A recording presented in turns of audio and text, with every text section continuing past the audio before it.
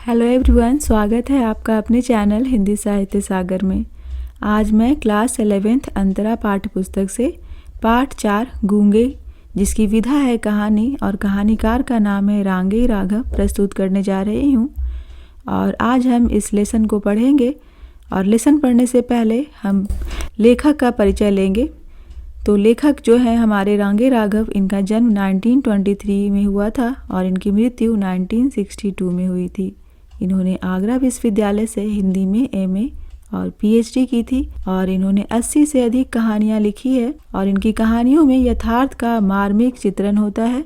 1961 ईस्वी में राजस्थान साहित्य अकादमी ने पुरस्कृत भी इन्हें किया था। और इनकी प्रमुख रचनाओं को देखते हैं हम। कहानी संग्रह जो इनका काफ़ी फेमस रहा है, राम राज्य का वैभव, देवदासी, समुद्र के फेन, अधूरी मूरत, जीवन के दाने, अंगारे ना बुझे, अय्यास मुर्दे और इंसान पैदा हुआ। और इनके जो उपन्यास हैं उसमें घरौंदा, विषाद मठ, मुर्दों का टीला, सीधा साधा रास्ता, अंधेरे के जुगनू, कब तक पुकारूं, ये कुछ इनके फेमस उपन्यास हैं। तो प्रस्तुत है कहानी गूंगे। कहानी पढ़ते हैं हम। शकुंतला क्या नहीं जानती? कौन? शकुंतला कुछ नहीं जानती। क्यों साहब, क्या नहीं जानती? ऐसा क्या काम है जो वह नहीं कर सकती? वह उस गूंगे को नहीं बुला सकती। अच्छा, बुला दिया तो? बुला दिया। बालिका ने एक बार कहने वाले की ओर द्वेष से देखा और चिल्ला उठी, दूंदे। गूंगे ने नहीं सुना। तमाम स्त्रियां खिलखिलाकर हंस पड़ी। बालिका ने मुँह छिपा लिया। जन्म से वज्र बहरा होने के कारण वह गूंगा है। उसने अपने कानों पर हाथ रख करके इशारा किया और सबको बताया। सब लोगों को उसमें दिलचस्पी पैदा हो गई। जैसे तोते को राम राम कहते सुनकर उसके प्रति हृदय में एक आनंद मिश्रित कुतूहल उत्पन्न हो जाता है। चमेली ने उंगलियों से इंगित किया, यानी इशारा किया। फिर मुंह के आगे इशारा करके गूंगे ने बताया। भाग गई। कौन? फिर समझ में आया, जब छोटा ही था तब माँ जो घूंघट काटती थी छोड़ गई, क्योंकि बाप अर्थात बड़ी बड़ी मूछें मर गया था। और फिर उसे पाला है किसने? यह तो समझ में नहीं आया, पर वे लोग मारते बहुत हैं। करुणा ने सबको घेर लिया। वह बोलने की कितनी जबरदस्त कोशिश करता है, लेकिन नतीजा कुछ नहीं, केवल कर्कश काई काई का ढेर, अस्फुट ध्वनियों का वमन, जैसे आदिम मानव अभी भाषा बनाने में जी जान से लड़ रहा हो। चमेली ने पहली बार अनुभव किया कि यदि गले में काकल तनिक ठीक नहीं तो मनुष्य क्या से क्या हो जाता है। कैसी यातना है कि वह अपने हृदय को उगल देना चाहता है, किंतु उगल नहीं पाता। सुशीला ने आगे बढ़कर इशारा किया, मुंह खोलो। और गूंगे ने मुंह खोल दिया, लेकिन उसमें कुछ दिखाई नहीं दिया। पूछा, गले में कौवा है? गूंगा समझ गया, इशारे से ही बता दिया। किसी ने बचपन में गला साफ करने की कोशिश में काट दिया। और वह ऐसे बोलता है जैसे घायल पशु कराह उठता है, शिकायत करता है जैसे कुत्ता चिल्ला रहा हो। और कभी कभी उसके स्वर में ज्वालामुखी के विस्फोट की सी भयानकता थपेड़े मार उठती है। वह जानता है कि वह सुन नहीं सकता और बता बता कर मुस्कुराता है। वह जानता है कि उसकी बोली को कोई नहीं समझता, फिर भी बोलता है। सुशीला ने कहा, इशारे गजब के करता है, अकल बहुत तेज है। पूछा, खाता क्या है, कहाँ से मिलता है? वह कहानी ऐसी है जिसे सुनकर सब स्तब्ध बैठे हैं। हलवाई के यहाँ रात भर लड्डू बनाए हैं, कड़ाही मांजी है, नौकरी की है, कपड़े धोए हैं, सबके इशारे हैं। लेकिन गूंगे का स्वर चित्कार में परिणत हो गया। सीने पर हाथ मारकर इशारा किया, हाथ फैलाकर कभी नहीं मांगा, भीख नहीं लेता। भुजाओं पर हाथ रखकर इशारा किया, मेहनत का खाता हूँ। और पेट बजाकर दिखाया, इसके लिए, इसके लिए। अनाथ आश्रम के बच्चों को देखकर चमेली रोती थी। आज भी उसकी आंखों में पानी आ गया। यह सदा से ही कोमल है। सुशीला से बोली, इसे नौकर भी तो नहीं रखा जा सकता। पर गूंगा उस समय समझ रहा था। वह दूध ले आता है, कच्चा मंगाना हो तो थन काढ़ने का इशारा कीजिए, औटा हुआ मंगाना हो तो हलवाई जैसे एक बर्तन से दूसरे बर्तन में उठाकर डालता है, वैसी बात कहिए। साग मंगवाना हो तो गोल गोल कीजिए या लंबी उंगली दिखाकर समझाइए। और भी और भी। और चमेली ने इशारा किया, हमारे यहाँ रहेगा। गूंगे ने स्वीकार तो किया किंतु हाथ से इशारा किया। क्या देगी? और खाना? हाँ, कुछ पैसे। चमेली ने सिर हिलाया, 4 उंगलियां दिखा दी। गूंगे ने सीने पर हाथ मारकर जैसे कहा, तैयार है, 4 रुपए। सुशीला ने कहा, पछताओगी। भला यह क्या काम करेगा? मुझे तो दया आती है बेचारे पर, चमेली ने उत्तर दिया। ना करे, बच्चे की तबीयत बहलेगी। घर पर बुआ मारती थी, फूफा मारता था, क्योंकि उन्होंने उसे पाला था। वे चाहते थे कि बाजार में पल्लेदारी करे, 12-14 आने कमा कर लाए और उन्हें दे दे। बदले में वे उसके सामने बाजरे और चने की रोटियां डाल दें। अब गूंगा घर भी नहीं जाता, यही काम करता है। बच्चे चिढ़ाते हैं परंतु कभी नाराज नहीं होता। चमेली के पति सीधे साधे आदमी हैं, पल जाएगा बेचारा। किंतु वे जानते हैं कि मनुष्य की करुणा की भावना उसके भीतर गूंगेपन की प्रति छाया है। वह बहुत कुछ करना चाहता है किंतु कर नहीं पाता। इस तरह दिन बीत रहे हैं। चमेली ने पुकारा, गूंगे, किंतु कोई उत्तर नहीं आया। उठकर ढूंढा, कुछ पता नहीं लगा। बसंता ने कहा, मुझे तो कुछ नहीं मालूम। भाग गया होगा, पति का उदासीन स्वर सुनाई दिया। सचमुच वह भाग गया था। कुछ भी समझ में नहीं आया। चुपचाप जाकर खाना पकाने लगी। क्यों भाग गया? नाली का कीड़ा। एक छत उठाकर सिर पर रख दी, फिर भी मन नहीं भरा। दुनिया हंसती है। हमारे घर को अब अजायब घर का नाम मिल गया है। किस लिए? जब बच्चे और वह भी खाकर उठ गए तो चमेली बची रोटियां कटोरे दान में रखकर उठने लगी। एकाएक द्वार पर कोई छाया हिल उठी। वह गूंगा था। हाथ से इशारा किया, भूखा हूँ। काम तो करता नहीं, भिखारी। फेंक दी उसकी ओर रोटियां। रोज से पीठ मोड़कर खड़ी हो गई, किंतु गूंगा खड़ा रहा।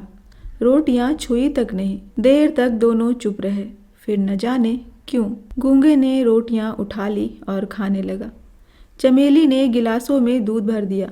देखा, गूंगा खा चुका है। उठी और हाथ में चिमटा लेकर उसके पास खड़ी हो गई। कहाँ गया था? चमेली ने कठोर स्वर से पूछा। कोई उत्तर नहीं मिला। अपराधी की भांति सिर झुक गया। सड़ से एक चिमटा उसकी पीठ पर जड़ दिया, किंतु गूंगा रोया नहीं। वह अपने अपराध को जानता था। चमेली की आंखों से जमीन पर आंसू टपक गया। तब गूंगा भी रो दिया। और फिर यह भी होने लगा कि गूंगा जब चाहे भाग जाता, फिर लौट आता। उसे जगह जगह नौकरी करके भाग जाने की आदत पड़ गई थी। और चमेली सोचती कि उसने उस दिन भीख ली थी या ममता की ठोकर को निसंकोच स्वीकार कर लिया था। बसंता ने कसकर गूंगे को चपत जड़ दी। गूंगे का हाथ उठा और न जाने क्यों अपने आप रुक गया। उसकी आंखों में पानी भर आया और वह रोने लगा। उसका रुदन इतना कर्कश था कि चमेली को चूल्हा छोड़कर आना पड़ा। गूंगा उसे देखकर इशारे से कुछ समझाने लगा। देर तक चमेली उससे पूछती रही। उसकी समझ में इतना ही आया कि खेलते खेलते बसंता ने उसे मार दिया था। बसंता ने कहा, अम्मा, यह मुझे मारना चाहता था। क्यों रे? चमेली ने गूंगे की ओर देखकर कहा। वह इस समय भी नहीं भूली थी कि गूंगा कुछ सुन नहीं सकता, लेकिन गूंगा भाव भंगिमा से समझ गया। उसने चमेली का हाथ पकड़ लिया।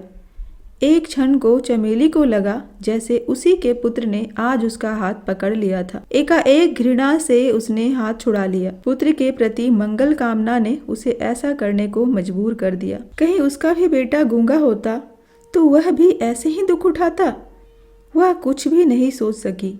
एक बार फिर गूंगे के प्रति हृदय में ममता भर आई। वह लौटकर चूल्हे पर जा बैठी, जिसमें अंदर आग थी, लेकिन उसी आग से वह सब पक रहा था जिससे सबसे भयानक आग बुझती है, पेट की आग, जिसके कारण आदमी गुलाम हो जाता है। उसे अनुभव हुआ कि गूंगे में बसंता से कहीं अधिक शारीरिक बल था। कभी भी गूंगे की भांति सख्ती से बसंता ने उसका हाथ नहीं पकड़ा था, लेकिन फिर भी गूंगे ने अपना उठा हाथ बसंता पर नहीं चलाया। रोटी जल रही थी, झट से पलट दी। वह पक रही थी। इसी से बसंता बसंता है, गूंगा गूंगा है। चमेली को विस्मय हुआ। गूंगा शायद यह समझता है कि बसंता मालिक का बेटा है, उस पर वह हाथ नहीं लगा सकता। मन ही मन थोड़ा विक्षोभ भी हुआ, किंतु पुत्र की ममता ने इस विषय पर चादर डाल दी। और फिर याद आया कि उसने उसका हाथ पकड़ा था, शायद इसलिए कि उसे बसंता को दंड देना ही चाहिए, यह उसको अधिकार है।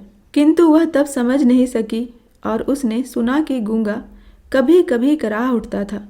चमेली उठकर बाहर गई, कुछ सोचकर रसोई में लौट आई और रात की बासी रोटी लेकर निकली। गूंगे, उसने पुकारा। कान के न जाने किस पर्दे में कोई चेतना है कि गूंगा उसकी आवाज़ को कभी अनसुना नहीं कर सकता। वह आया। उसकी आंखों में पानी भरा था, जैसे उनमें एक शिकायत थी, पक्षपात के प्रति तिरस्कार था।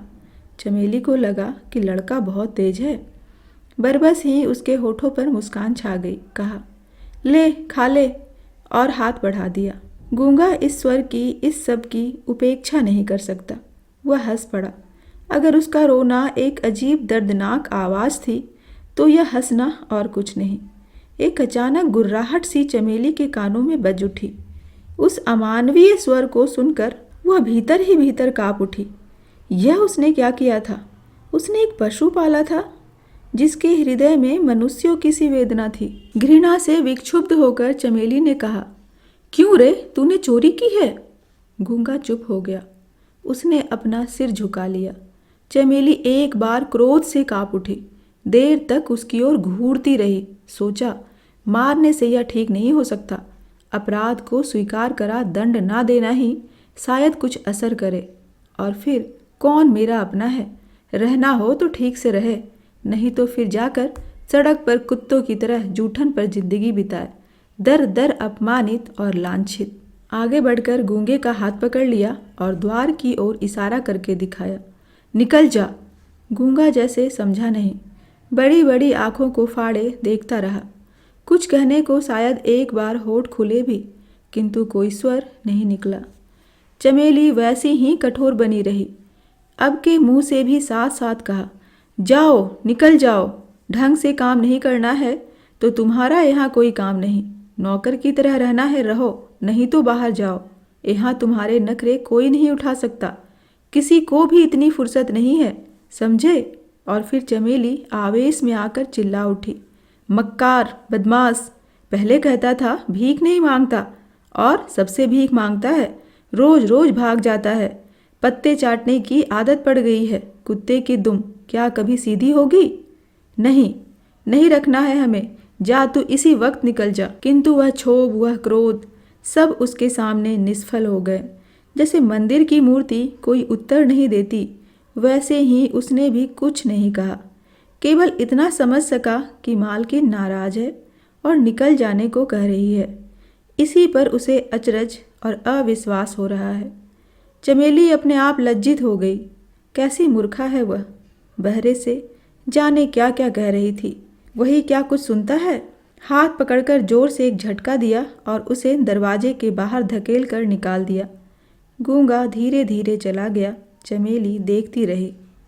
करीब घंटे भर बाद शकुंतला और बसंता दोनों चिल्ला उठे, अम्मा, अम्मा।